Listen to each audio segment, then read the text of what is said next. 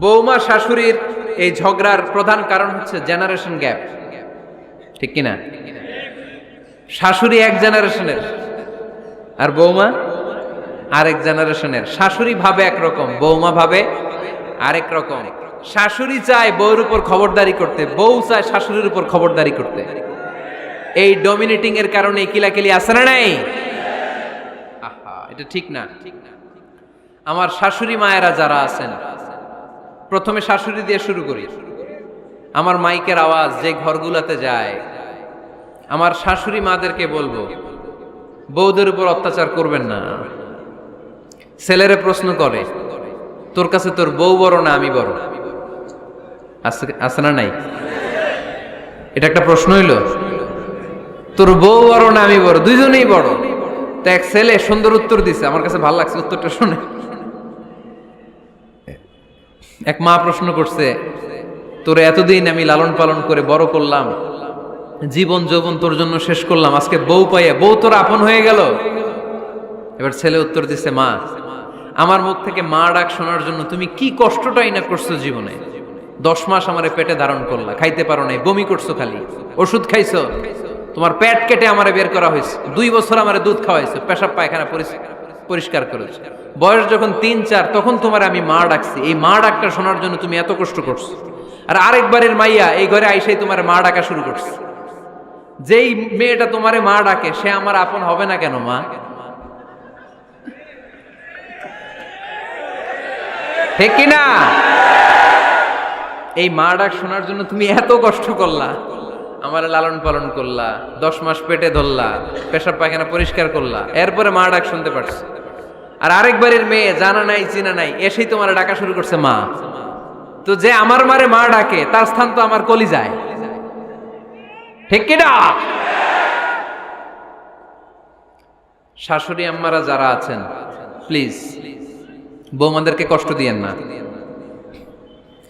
অনেক শাশুড়ি আছে পান থেকে চুন খসলে রেগে যায়, পদে পদে স্ত্রীর ভুল ধরে, বউয়ের ভুল ধরে, আছে না নাই? এটা করবেন না। সে তো নতুন, আপনার অনেক এক্সপিরিয়েন্স হতে তার সময় লাগবে, তাকে সময় দিন, তাকে ভালোবাসুন, ঠিক কিনা? না বুঝে সামান্যতে বৌমারে বদদোয়া দেয়, এরকম আছে না নাই? কিন্তু বুঝতে চায় না, বৌমারে যদি বদদোয়া দেয় তাহলে তার নিজ ছেলের পরিবারের ক্ষতি, পেটে ধরা যে ছেলে, ছেলের পরিবারের কিন্তু ক্ষতি, তার আপন নাতি নাতনিদেরই ক্ষতি। আওয়াজ করে বলেন ঠিক কিনা? বৌমাকে বদদোয়া দিয়েন না। বৌমাকে নিজের মেয়ের মতো দেখবেন। সমাধান আমি দিচ্ছি। কেমন দেখতে হবে? নিজের মেয়ের মতো। নিজের মেয়ে সকালে ঘুম থেকে ওঠে 11টা, ওইটা সমস্যা নাই। বৌমা কেন উঠলো না, ওইখানেই ঝামেলা, আছে না নাই? মেহেরবানি করে আপনার বৌমাকে আপনার নিজের মেয়ের মতো দেখেন। নিজের মেয়েরে যেমনি আদর করেন তাকেও অমনি আদর করেন। আপনার বৌমারে যদি আপনি কষ্ট দেন, মনে রাখবেন আপনার নিজের মেয়েটাও আরেকবারের বউ হয়ে কয়েকদিন পরে যাবে। আপনি যা যা করবেন আপনার মেয়েকেও তারা ওই রকম কষ্ট দিয়ে বাড়িতে ফিরিয়ে দিবে। চিল্লায় বলেন ঠিক কিনা? খবরদার, টিট ফর ট্যাট। ইট্টি মারলে পাটকেলটি খেতে হয়। এজন্য শাশুড়ি আম্মা জানারা যারা আছেন, বৌমার সাথে খারাপ আচরণ করবেন না মেহেরবানি করে। তাকে আপনি কষ্ট দিলে আপনার নিজের মেয়েটাও আরেক বাড়ির বৌমা হবে, সেও ওই বাড়িতে এই কষ্টগুলো ভোগ করবে। এগুলো যখন আপনি শুনবেন তখন আপনার চোখ দিয়ে পানি পড়বে কি পড়বে না? পড়বে। এবার আসেন বৌমার কথা বলি। বৌমা যারা আছেন মেহেরবানি করে, বৌমা যারা আছেন মেহেরবানি করে আপনার শাশুড়ি আম্মাকে নিজের মায়ের জায়গায় রাখবেন। আপনার বাড়ি ছেড়ে নতুন বাড়িতে আসছেন, তো এটাই তো আপনার বাড়ি। আপনার মা রেখে দিয়ে নতুন মা পাইছেন, এটাই তো আপনার মা। তো ওনাকে মায়ের জায়গায় বসাতে আপনার সমস্যাটা কোথায়? বৌমারা খেয়াল রাখবেন, আপনি আপনার শাশুড়ির সাথে যে আচরণটা করতেছেন, আপনার শেষ বয়সে আপনার ছেলের বিয়ে দেওয়ার পরে যে বৌমাটা আসবে ওই আচরণই আপনাকে ফিরিয়ে দিবে। The nature has its own return. প্রকৃতির একটা মাইর আছে, এটা শেষ মাইর, এটা শেষ খেলা। প্রকৃতির খেলা বড় খেলা। আপনি আপনার শাশুড়ির সাথে যে আচরণ করবেন, আপনার শেষ বয়সে আপনি একদিন শাশুড়ি হবেন, এটা মাথায় রাখবেন। ওই আচরণই আপনি ফিরে পাবেন। আওয়াজ করে বলতে হবে ঠিক কিনা? এজন্য 9 নাম্বার পয়েন্টস হচ্ছে মিউচুয়াল রেসপেক্ট। সবাই যেন সবাইকে ভালোবাসি। দোষ ছাড়া মানুষ নাই। সবার দোষ আছে, আমরা যেন একে অন্যের দোষ না খুঁজি। বৌমারা, আপনাদের কেন যদি আমার মাইকের আওয়াজ যায়, অল্প কিছু টেকনিক অবলম্বন করলে আপনি আপনার শাশুড়ির মন জয় করতে পারবেন। শাশুড়িরা আসলে বেশি কিছু চায় না, আগের জামানার মানুষ তো, এদেরকে ওইভাবে হাত করতে হবে। মাঝে মাঝে একটু শাশুড়ির মাথায় তেল দিয়ে দেন, চুলে তেল দিয়ে দিবেন আর কি, মাঝে মাঝে চুল আশ্রয় দিবেন, এগুলো কিন্তু খুব পছন্দ করে শাশুড়িরা। ওনার প্রেশারটা একটু মেপে দিবেন, ডায়াবেটিক্সের ওষুধটা খাইলো কিনা সময় মতো খোঁজ নিবেন, কি পছন্দ করে খেতে একটু রান্না করে দিবেন। যেই বক্তার ওয়াজ শুনতে পছন্দ করে ওই বক্তার ওয়াজগুলো ডাউনলোড করে শাশুড়ি আম্মাকে দিবেন, ইসলামী বই দিবেন। দেখবেন বয়স্ক নারীরা মাহফিল যেতে খুব পছন্দ করে, ওয়াজ শুনতে খুব পছন্দ করে, নবীদের কাহিনীগুলো শুনতে পছন্দ করে। বসায় বসায় একটু কাহিনীগুলো শোনাবেন। বাইরে বেরোলে জিজ্ঞেস করেন, আম্মা আপনার কিছু লাগবে কিনা। আর একটা টিপস আছে, চুল যখন আশ্রাবেন আর শাশুড়ির মাথায় যখন তেল দিয়ে দিবেন, তখন অতীতের কথা জিজ্ঞেস করেন, দেখবেন অতীতের স্মৃতিতে হারিয়ে গিয়েছে আপনার শাশুড়ি। কি জিজ্ঞেস করবেন জানেন? জিজ্ঞেস করবেন, আম্মা জান, মুক্তিযুদ্ধের সময় আপনার বয়স কত ছিল? ওই সময় মুক্তিযুদ্ধের সময় আপনাদের এলাকায় কি কি হয়েছিল মা? আরেকটা প্রশ্ন করবেন, মা বিয়ের সময় আপনি কেমন ছিলেন? ওই দিন দেখবেন বুড়ি আর বুড়ি নাই, জুয়ান হয়ে গেছে। ওই দিন বলবে, মা আমি অনেক সুন্দরী ছিলাম, আমার মাথায় অনেক চুল ছিল, আজকে নাই। আমগো গ্রামে আমার চাইতে সুন্দরী মাইয়া ছিল না। অতীতের স্মৃতিতে, স্মৃতি হাতরাতে হাতরাতে তিনি হারিয়ে যাবেন। জিজ্ঞেস করবেন যে, মা শীতকালে আপনাদের দেশে কি পিঠা বানাতেন আপনি যখন ছোট ছিলেন, আপনার বাপ চাচারা কি করতো? এগুলো জিজ্ঞেস করলে উনি স্মৃতির পাতা হাতরাতে হাতরাতে চোখ দিয়ে দাঁড় দাঁড় করে ওনার পানি ঝরতে শুরু করবে। আপনার জায়গায়, ওনার হৃদয়ের মনি কোঠায় এমন জায়গায় পৌঁছবে, আপনার ছাড়া উনি কিছুই বুঝবে না। বৌমারা, এই অল্প কিছু টিপস অবলম্বন করে আপনারা আপনাদের শাশুড়ির মনকে জয় করতে পারেন। শাশুড়ি বৌমার দ্বন্দ্ব আমরা চাই না, আমরা চাই শাশুড়ি বৌমাকে নিজের মেয়ের মতো জানো, আর বৌমার শাশুড়িকে আপন মায়ের মতো ভালোবাসুক, ঠিক কিনা? এই মিউচুয়াল রেসপেক্টই পারে শাশুড়ি বৌমার দ্বন্দ্বকে দূর করতে, আর ঘরটারে শান্তির টুকরা বানাতে। আওয়াজ করে বলেন ঠিক কিনা? কয়টা গেল? আর আছে কয়টা?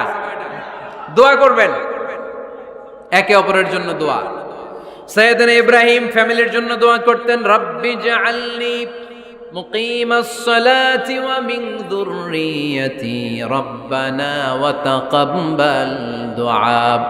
ও আল্লাহ, আপনি আমার নামাজ কায়েমকারী বানান, আমার কলিজার টুকরা সন্তান ইসমাইলকেও নামাজ কায়েমকারী বানান, আমার দোয়াটা আপনার দরবারে আপনি কবুল করে নেন। সুবহানাল্লাহ পড়েন। রব্বানা ইন্নী আসকানতু মিন যুররিয়াতি বিওয়াদিন গায়রি যী যারইন ইনদা বাইতিকাল মুহাররাম। ও আল্লাহ, আমার সন্তান সন্ততি, আমার ফ্যামিলিকে ধুধু মরুপ্রান্তর এই উপত্যকার মধ্যে তোমার কাবা ঘরের সামনে রেখে গেলাম, তাদেরকে তুমি নামাজ কায়েমকারী বানিয়ে দিও। গোটা বিশ্বের সব মানুষের অন্তর আমার ফ্যামিলির দিকে আল্লাহ তুমি ঝুঁকিয়ে দিও। ওয়ারযুকহুম মিনাস সামারাত, ফলমূল দিয়ে আল্লাহ তুমি তাদেরকে রিজিকের ব্যবস্থা করে দিও। তার মানে সব নবীরা তাদের পরিবারের সদস্যদের জন্য দোয়া করতেন কি করতেন না?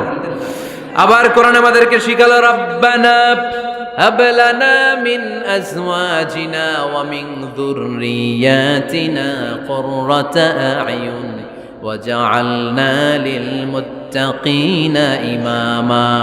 ও আল্লাহ, এমন নেককার সন্তান, এমন নেককার স্ত্রী আপনি আমাকে দান করেন যাদের দিকে তাকালে আমার চোখ দুইটা ঠান্ডা হয়ে যায়। চক্ষু শীতলকারী স্ত্রী দেন। বিয়ে যাদের হয় নাই, ইয়াং ছেলেরা এই দোয়াটা করবা। বিয়ের জন্য দোয়ার দরকার আছে না নাই? প্রতিদিন এই দোয়া করবা, আল্লাহ এমন স্ত্রী দেন, এমন জীবন সঙ্গিনী আপনি আমাকে দেন, এমন লাইফ পার্টনার দেন যার দিকে তাকালে আমার চোখ জুড়িয়ে যায়। এমন সন্তান আল্লাহ আপনি আমার ফ্যামিলিতে দেন যাদের দিকে তাকালে আমার চোখ দুইটা ঠান্ডা হয়ে যায়। নেককার সন্তান, নেককার স্ত্রী আল্লাহর কাছে দোয়া করে চেয়ে নিতে হয়। তাহলে ফ্যামিলি মেম্বার একে অপরের জন্য দোয়ার দরকার আছে না নাই? বাবা দোয়া করবে ছেলের জন্য, ছেলে করবে বাবার জন্য, মা দোয়া করবে মেয়ের জন্য, মেয়ে করবে মায়ের জন্য, ভাই করবে বোনের জন্য, বোন করবে ভাইয়ের জন্য। দোয়ার দরকার আছে না নাই? দোয়া করবেন সবাই সবার জন্য।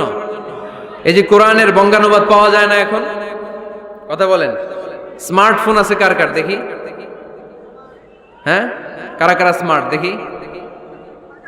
হাজার হাজার স্মার্ট, মাশাআল্লাহ। এই স্মার্টফোনের ভেতরে আল কোরআন নামে বাংলায় কোরআনের একটা অ্যাপস পাওয়া যায়। কথা বলেন, পাওয়া যায় কি যায় না? আজকে থেকে এই অ্যাপসটা ডাউনলোড করে প্রতিদিন 1 আয়াত 2 আয়াত 3 আয়াত করে পড়া শুরু করে দেন। বাঁচতে হলে পড়তে হবে, বাঁচতে হলে জানতে হবে, ঠিক কি না? এই স্লোগান আমাদেরকে শিখায়। এই স্লোগান তো আল্লাহ, এই স্লোগান দিয়েই তো আল্লাহ কোরআন শুরু করছে, ইকরা বিসমি রাব্বিকাল্লাযী খালাক। বাঁচতে হলে জানতে হবে, বাঁচতে হলে পড়তে হবে, পড়ার কোনো বিকল্প নাই। আওয়াজ করে বলেন ঠিক কি না? সুজানগরের রায়েরা, মোবাইলের অ্যাপসের ভিতরে আমরা কোরআন রাখতে রাজি আছি তো সবাই? হাদিসের অ্যাপস ডাউনলোড করতে রাজি আছি তো? বাস রাজি আছি, ডাউনলোড করে রাইখা দেবো, আর কেউ পড়বো না নাকি? হ্যাঁ, প্রতিদিন একটা আয়াত হলেও যেন আমরা পড়ি। আল্লাহ যা বলা দরকার সব বলে দিয়ে গেছে, নতুন করে আর কিছু বলবে না। আমরা যেন পড়াশোনা করি, আমরা যেন একটা পাঠাগার বানাই। আবারও কখনো আসার সুযোগ হইলে আমি জিজ্ঞেস করবো, যদি আমার মনে থাকে যে আপনাদের পাঠাগার আছে কার কার ঘরে, সেদিন সবার হাত তুলতে হবে। এমনি পারা যাবে তো? আল্লাহ তুমি তৌফিক দাও।